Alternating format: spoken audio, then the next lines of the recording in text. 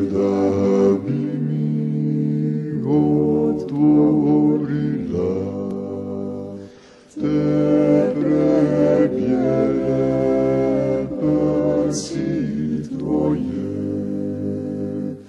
da ja vidim gdje počiva